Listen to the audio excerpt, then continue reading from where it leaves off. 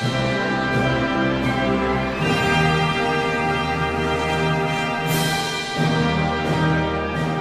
everybody, and welcome back to another episode of the JRPG Report. In fact, this is episode 247, and my name is Dalton Suter, and we actually had a decent amount of news this week. Hooray! We didn't have to go bi-weekly this time. So let's go ahead and jump into it, shall we? With first, in Japan, Akiba's Trip Undead and Undressed Director's Cut is due out for PlayStation 4 and Switch both physically and digitally on April 20th. The downloadable content Kaite's Route will also be available for the PlayStation 4 and PC versions of Akiba's Trip Undead and Undressed on the same date. And it looks like the digital edition will cost $29.99 or $29.99. Sorry, read that wrong for a second. While the limited physical day one edition will be $39.99.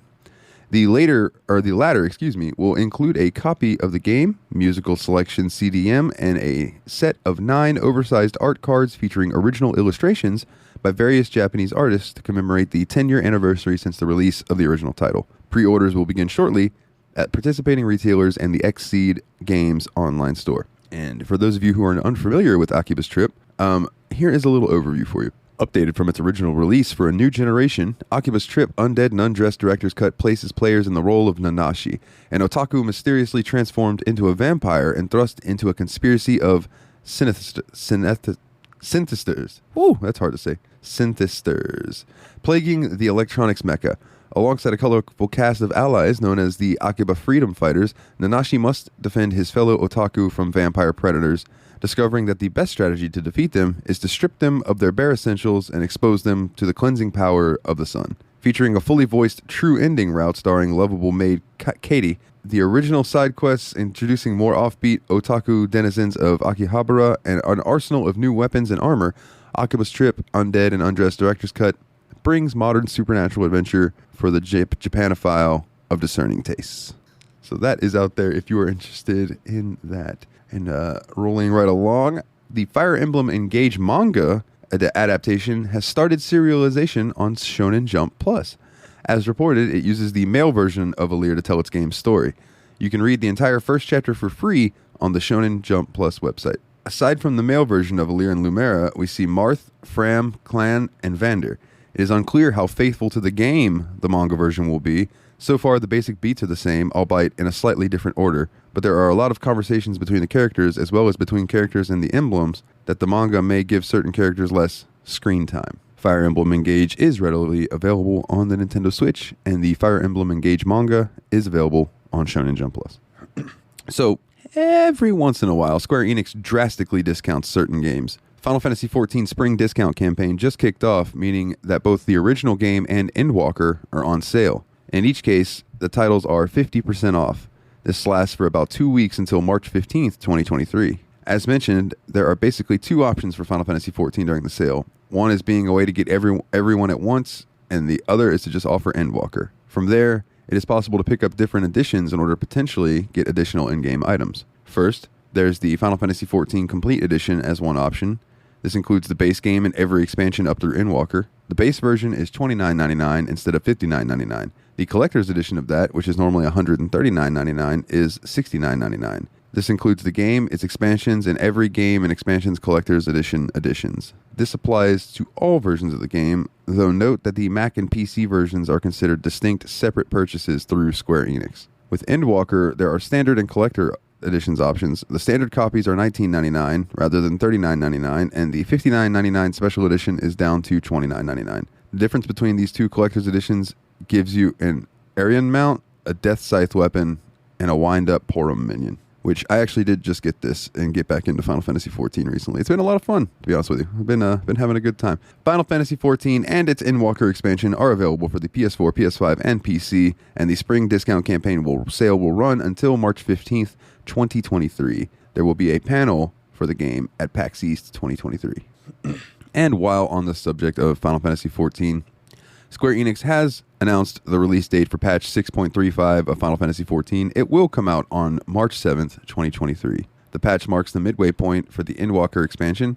With patch 6.35, it also comes the latest Deep Dungeon Eureka Orthos, the new Hildebrand side quests, Laporit tribal quests, new Manderville weapon enhancements, and a new Bunny Ears emote. Eureka Orthos is the third deep dungeon in Final Fantasy XIV, and the first one since Heaven on High, which was included in the Stormblood expansion. The theme song used for Eureka Orthos is The Binding Coil of Bahamut. The setting of Eureka Orthos is the laboratories of the Allegan Empire, and its entrance is located in the 8 Sentinels in Mordona. The Leporit tribal quests will also be implemented in this patch. Leporits also played a role during the Omicron tribal quests introduced in patch 6.25. The reward for completing Leporit tribal quests will be an adorable bunny ears emote, and you can check out the new emote in this article, which I did retweet. A new episode in the Hildebrand series of quests is also on the way. In this new entry, Inspector Hildebrand and his allies continue searching for Master Poo-Poo's extraterrestrial companions. New Manderville quests allow players to discover new weapons and further enhance their arsenal. Additionally, a new legendary craftsman provides new tool enhancement quests. So Final Fantasy XIV is immediately available for the PS4, PS5, and PC. Patch 6.35 comes out on March 7th, 2023, and you can check out more details about it on the Lodestone site. So some interesting news coming out of Japan, which may or may not mean something for us eventually. Neon Falcom selected publisher NIS America as its partner for more than just English localization, apparently. NIS America has officially released The Legend of Heroes Kiro no Kiseki on PC edition in Japan. The announcement went out through its PR channels that publicly via the NIS social media accounts. The game is available on Steam. It should be emphasized that this is the Japanese language edition of The Legend of Heroes Kiro no Kiseki on PC.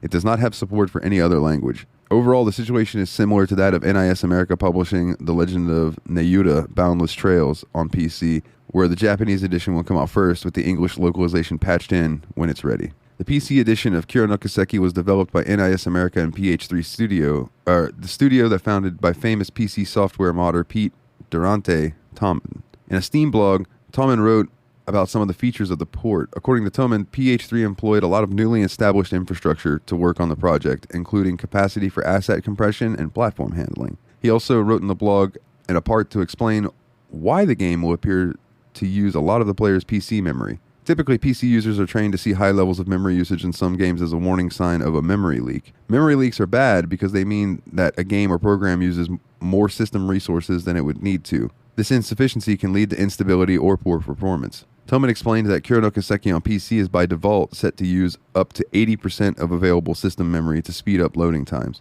The automatic behavior is intended, though. Users who dislike it can toggle it off in the settings menu. Other features for this edition of the game include support for ultra-wide resolutions, Steam Deck optimization, high frame rate support, field of view customization, various graphical tweaks like shadow resolution, sub and super sampling, draw distance adjustment, and more, a real-time in-game graphics option preview, and full support for keyboard and mouse controls. The Japanese PC edition of The Legend of Heroes Kiro no Kiseki is available via Steam, and the Japanese PS4 edition launched in September of 2021. NIS America has not yet announced a release window for the English localization for the game. And in a bit of bummer news, at the very last minute, Atlus has canceled its Nintendo 3DS final sale on digital games. The sale was supposed to take place on March 2nd, 2023 in Japan. However, on March 1st, 2023, Atlus announced that it would no longer happen, and it did not state a reason in its announcement. During the sale, customers would have been able to purchase Atlus games for the 3DS for 1,000 yen. That would have been around $7.35, $7.35 a game. The international eShop also shows that these games available for their regular prices rather than a discounted one. Games that would have been available for cheap included the Etrian Odyssey titles, Persona Q games, Shin Megami Tensei games, and Radiant Historia Perfect Chronology. The translated message on Atlus's website merely stated that it suspended the sale for a variety of reasons. It apologized to customers for the trouble and asked for their understanding. The Nintendo 3DS final sale from Atlus would have ran March 2nd to 28th, 2023. As a reminder, the eShop for the 3DS and the Wii U will close down on March 27th, 2023. This simply means that you cannot purchase new games or DLC. However, if you own a license for the game, you can still re-download it at any time. For example, if you want to buy Shin Megami Tensei 4 in April 2023, you cannot. But if you had bought it when it first came out and then deleted it, you can download it again because you'll have the license to do so. And speaking of Atlus, Atlus has announced a new event to commemorate the 30th anniversary of Shin Megami Tensei series in Japan. Some of the attractions included in the event include a live stage performance from music of the series. the sale of original goods, including reprints of some items, and the exhibition with artwork of the series. In addition, Atlus shared special artwork created to celebrate the anniversary. The event will be held May 5th and 6th, 2023 at KT ZEP Yokohama. You can check out the original artwork featuring all 6 protagonists from the Shin Megami Tensei series in more detail here, which is this article that I retweeted. For the live stage performance, the band Laid Back Devil will offer, man, I cannot talk today, I apologize, listeners, will offer original arrangements of iconic tracks from all numeric entries in the Shin Megami Tensei series, from the original SMT from Super Famicom to the latest SMT5. Chiaki Matsuzawa and Mafia Kajita will be hosting the event, and in addition, performances and talks will be held through the event focusing on SMT3 Nocturne on day 1 and SMT5 for day 2. The Shin Megami Tensei 30th Anniversary Thanksgiving event celebrating the series games will be held May 5th, 6th, 2023 at KT ZEP Yokohama. So we got a block of Final Fantasy XVI news here. Japanese outlet Famitsu recently talked with Final Fantasy XVI producer Naoki Yoshida and director Hiroshi Takai and combat director Ryoto Suzuki on how long it would take to beat the game and the content included. The main story will take roughly 35 hours to complete, and overall, the total will be about double the amount when all the side content is included. The main Final Fantasy XVI story will include 11 hours of cutscenes. Director Takai declared in the interview that completing the main story of Final Fantasy XVI will take players around 35 hours to beat. Meanwhile, Yoshida added that finishing it with 100% completion and seeing all the cutscenes might take between 70 to 80 hours. While the length of the main story was initially expected to last around 20 hours, this number has increased during development. With the inclusion of side content, the average length it might take the player to complete Final Fantasy XVI eventually grew longer. And the developers also said that Final Fantasy XVI will include 11 hours of cutscenes. That number doesn't include cutscenes included in the side quests and other events unrelated to the main story. So the total number of cutscene time will be higher than that. In addition, Yoshida talked about the strict schedule the development team has been working under, saying the team has been working to death in order to get the game finished by summer 2023. Final Fantasy XVI will launch for the PS5 on June 22nd, 2023, and after a 6-month exclusivity period, it might appear on PC. And now that the release date is drawing nearer for it, various pre-order bonuses are showing up. 3 retailers have announced that items that they will offer, if you go to Best Buy, GameStop, or Target, you could get extra items. This is in addition to the already announced DLC that comes as a pre-order bonus with all editions of the game. The pre-order Final Fantasy XVI bonus at Best Buy is a steel bookcase. It features a monochrome cover with Clive Rossfield's face and the Roman numerals 16 superimposed over it. At GameStop, people get a set of 6 The Realms of Valisthea patches. Each one looks like one of the flags in the nations in the game. These are a while supplies last item, and people get them when they get their game. In the image below, the Grand Duchy of Rosaria, Holy Empire of Sambrek, and the Kingdom of Wallod appear in the upper row, and the second row has the Dalmalkian Republic, Iron Kingdom, and the Crystalline Dominion patches. And finally, Target's pre-order bonus involves a $10 gift card for the store. As for the common pre-order bonuses, there are 2 for Final Fantasy XVI. One is a Kate Sith charm, which makes the party earn more gil, and people also get a Braveheart sword for Clive to wield. Final Fantasy XVI will come out to the PS5 on June 22nd, 2023, and there will be a 6-month exclusivity period, like was stated before. Now, according to an interview with 4Gamer, the demo for Final Fantasy XVI will go live in about 2 weeks, will go live about 2 weeks before the game's release. Yoshida, the director for Final Fantasy XVI, described what parts of the game the demo will encompass. You'll be able to gain experience with the game for about 2 hours of it before its official launch. The demo will cover the first 2 hours of the game. Right when a, quote, shocking event happens, it will say something like, check out the rest in the full game. Then the logo for Final Fantasy XVI appears. Apparently, because you will not have full access to all of your abilities in the action sequences, Ryoto Suzuki expressed worry. A selling point of Final Fantasy XVI is its action, but people will not see it in its entirety in the demo. However, Yoshida stated that 2 weeks before the game's launch is a good time window. Because the demo will end at an exciting cliffhanger, it will likely entice players to go and purchase the game. As well, if the demo comes out too early, then it may cause players to start to lose interest. Final Fantasy XVI will be the latest entry in Square's long-running Final Fantasy series. It takes place in Valisthea, in which 6 nations with magical crystals and human dominance are involved in a war. The focus is on Clive Rossfield, who embarks on a journey for revenge after he sees the icon Ifrit destroy his kingdom. Final Fantasy XVI out on June 22nd, 2023 for PS5. Now here's one that I thought was kind of interesting that came in from Yoshida as well. And this is the last thing we got for Final Fantasy XVI this week, I promise. While there has been a deluge of Final Fantasy XVI news and impressions today, one interview in question between Australian YouTuber SkillUp and Final Fantasy XVI's director Yoshida has been making waves, specifically for his take on the term JRPG and how some developers at Square Enix not only dislike the label, but even consider some instances of its usage discriminatory. Following up on a comment that Yoshida made during the Q&A section of his session about how the action game genre has advanced and become the norm, SkillUp asked if he thought that the JRPG genre hadn't advanced in the same way. By SkillUp's own admission, he hadn't known that he would be stepping on a bit of a landmine with this question. Interpreting for Yoshida, Final Fantasy XIV and 16 translation lead Koji Fox shared that the development team does not develop games with a thought process that they are, quote, JRPGs, just RPGs. Then they go a step further by saying that the term itself is purely a distinction that they feel has become used exclusively by Western media rather than any users or media in Japan. Even worse, the term itself seems to strike a nerve with some members of the development team due to the associations with how the term has been used in the past. This is going to depend on who you ask, he specified, but there was a time when this term first appeared 15 years ago, and for us as developers, the first time we heard it, it was like a discriminatory term.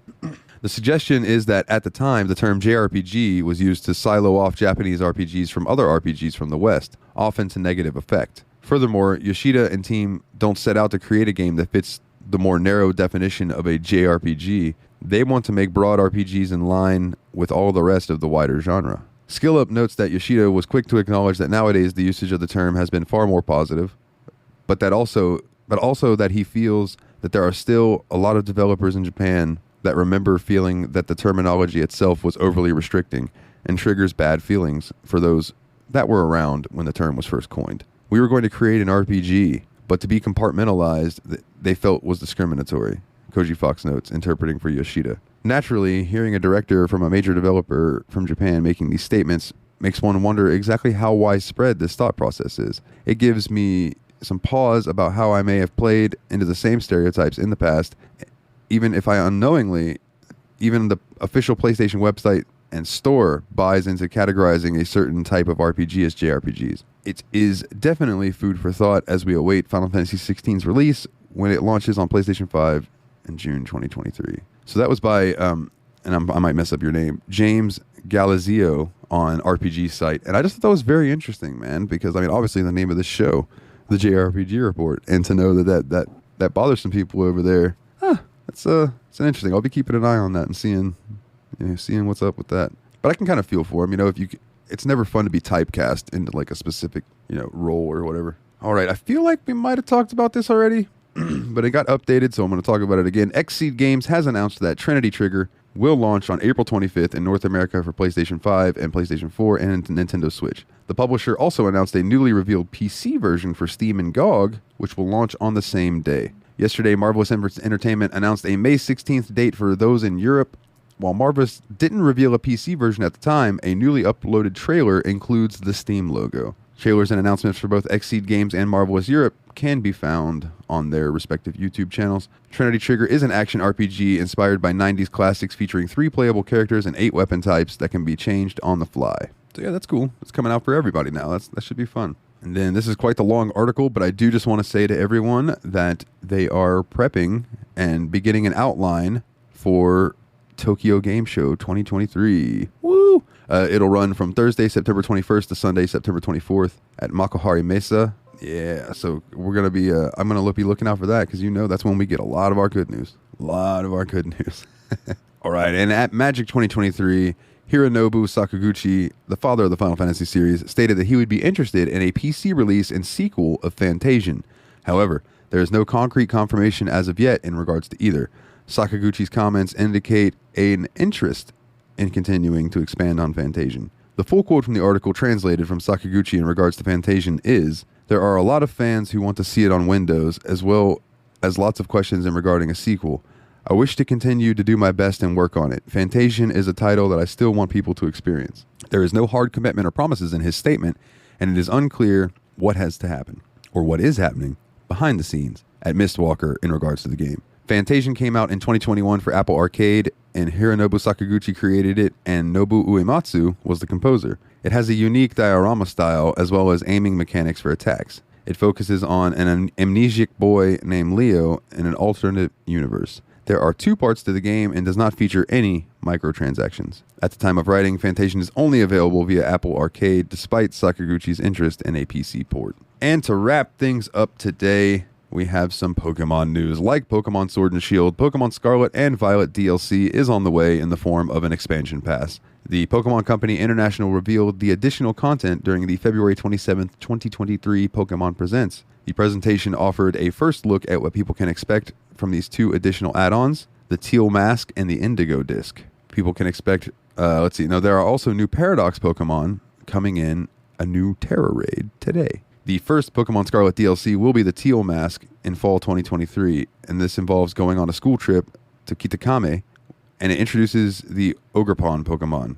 The second is the Indigo Disc in winter 2023 that adds Terapagos as a new Pokemon, and both will mark the appearance of returning Pokemon in the game. People who pre-order will get a new uniform set of outfits for avatars, and people will also get a Hisuian Zoroark as an early purchase bonus if they buy the expansion pass by October 31st, 2023. It will know Happy Hour, have a charismatic mark, and be a Dark Terra type. Ahead of the announcement for the add-on, there was already a hint that something like this could happen. Even after completing all activities in Paldea, there is still an unaccounted for portion of the map.